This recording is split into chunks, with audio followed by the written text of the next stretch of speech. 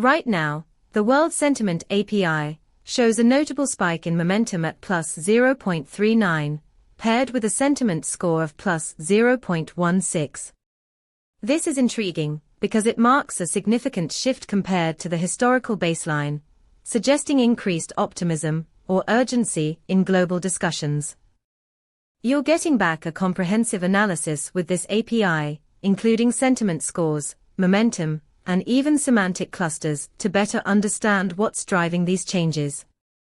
Imagine leveraging this data in real time to shape your content strategy or adjust your portfolio based on shifting global sentiments.